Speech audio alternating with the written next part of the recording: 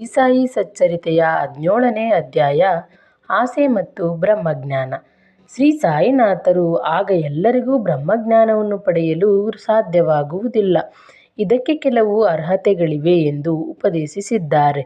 ಯಾರು ಸಂಸಾರ ಬಂಧನದಿಂದ ಬಿಡುಗಡೆ ಹೊಂದಲು ಬಯಸಿ ಶ್ರದ್ಧಾಭಕ್ತಿಗಳಿಂದ ಆ ಗುರಿಯನ್ನು ಮುಟ್ಟುತ್ತಾರೋ ಅವರು ಧಾರ್ಮಿಕ ಜೀವನ ಹಾಗೂ ಬ್ರಹ್ಮಜ್ಞಾನಕ್ಕೆ ಅರ್ಹರು. ಅವರು ಮುಮುಕ್ಷು ಎನಿಸಿಕೊಳ್ಳುತ್ತಾರೆ.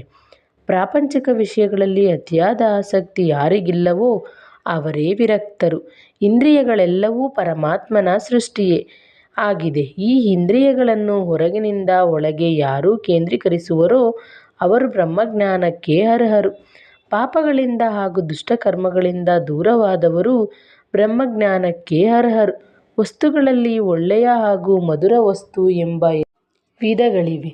ಬ್ರಹ್ಮಜ್ಞಾನಿಯು ಒಳ್ಳೆಯದನ್ನು ಮಾತ್ರ ಬಯಸುತ್ತಾನೆ. ಬ್ರಹ್ಮಜ್ಞಾನಕ್ಕೆ ಸದಾಚಾರ, ಸನ್ನಡತೆ ಬಹಳ ಅಗತ್ಯವಾದದ್ದು. ನಮ್ಮ ದೇಹವು ರಥದಂತೆ ಇದಕ್ಕೆ ಬುದ್ಧಿಯೇ ಸಾರಥಿ, ಇಂದ್ರಿಯಗಳು ಕುದುರೆಗಳು, ಆತ್ಮವೇ ಗುರು, ಇಂದ್ರಿಯ ಗೋಚರ ವಸ್ತುಗಳೇ ದಾರಿ. ಯಾರಿಗೆ ಇಂದ್ರಿಯಗಳ ಮೇಲೆ ಹತೋಟಿ ಇಲ್ಲವೋ ಅವರು ಇವುಗಳ ಬಲೆಗೆ ಸಿಗುತ್ತಾರೆ. ಆದರೆ ಬ್ರಹ್ಮಜ್ಞಾನಕ್ಕೆ ಯೋಗ್ಯರು ಮಾತ್ರ ಇಂದ್ರಿಯಗಳನ್ನು ತಮ್ಮ ಹಿಡಿತದಲ್ಲಿರಿಸಿಕೊಂಡು ಪರಮಾತ್ಮನ ಕೃಪೆಯಿಂದ ಮೋಕ್ಷವನ್ನು ಪಡೆಯುತ್ತಾರೆ.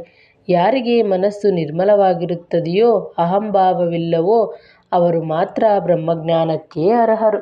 ತನ್ನ ಕರ್ತವ್ಯಗಳನ್ನು ಆತ್ಮತೃಪ್ತಿಯಿಂದ ನಿರ್ವಹಿಸುವವರಿಗೆ ಮನಸ್ಸು ನಿರ್ಮಲವಾಗಿರುತ್ತದೆ. ಬ್ರಹ್ಮಜ್ಞಾನ ಸೂಕ್ಷ್ಮವಾದದ್ದು. ಇದನ್ನು ಸ್ವಪ್ರಯತ್ನದಿಂದ ಪಡೆಯಲು ಸಾಧ್ಯವಿಲ್ಲ. ಇದಕ್ಕೆ ಗುರುವಿನ ನೆರವು ಅಗತ್ಯವಾಗಿದೆ. ಬ್ರಹ್ಮಜ್ಞಾನಕ್ಕೆ ಪರಮಾತ್ಮನ ಕೃಪೆಯೂ ಅಗತ್ಯ ಹಾಗೂ ಅನಿವಾರ್ಯವಾಗಿದೆ.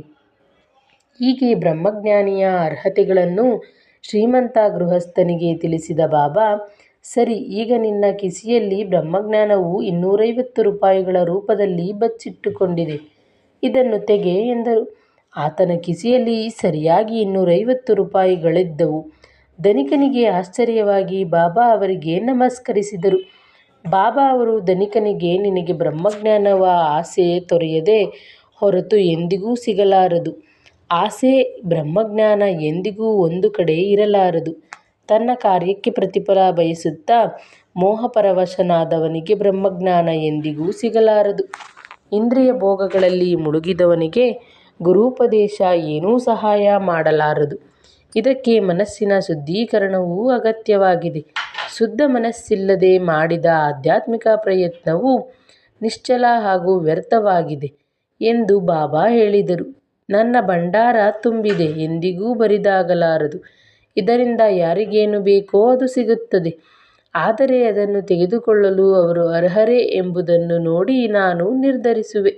ನೀನು ನನ್ನನ್ನು ನಿಜವಾಗಿ ಅರ್ಥ ಮಾಡಿಕೊಂಡರೆ ನಿನಗೆ ಒಳ್ಳೆಯದಾಗುತ್ತದೆ. ನಾನು ಈ ಮಸೀದಿಯಲ್ಲೇ ಕುಳಿತು ಎಲ್ಲವನ್ನೂ ತಿಳಿದಿದ್ದೇನೆ. ನಾನು ಎಂದಿಗೂ ಸುಳ್ಳು ಹೇಳಲಾರೆ ಎಂದರು. ಆ ಸಮಯದಲ್ಲಿ ಮಸೀದಿಯಲ್ಲಿ ಎಲ್ಲರಿಗೂ ಶ್ರೀ ಬಾಬಾ ಅವರು ಔತಣ ನೀಡಿ ಆಶೀರ್ವದಿಸಿದರು.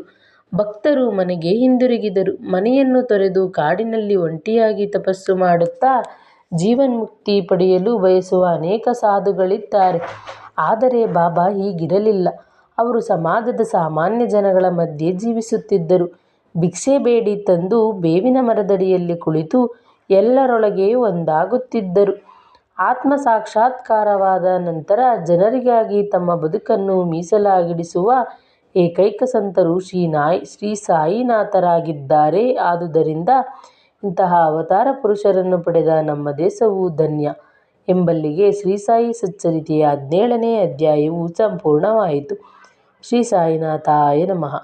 ಈ ವಿಡಿಯೋ ಇಷ್ಟವಾದರೆ ದಯವಿಟ್ಟು ಯಾರಾದರೂ ಚಾನಲ್ನ ಸಬ್ಸ್ಕ್ರೈಬ್ ಮಾಡದೆ ನೋಡ್ತಾ ಇದ್ದರೆ ಚಾನಲ್ನ ಸಬ್ಸ್ಕ್ರೈಬ್ ಮಾಡ್ಕೊಳ್ಳಿ. ಈ ವಿಡಿಯೋಗೊಂದು ಲೈಕ್ನ ನೀಡಿ. ಹಾಗೆ ಕಮೆಂಟ್ ಬಾಕ್ಸಲ್ಲಿ ಶ್ರೀ ಸಾಯಿನಾಥಾಯ ನಮಃ ಎಂದು ಕಮೆಂಟ್ ಮಾಡಿ.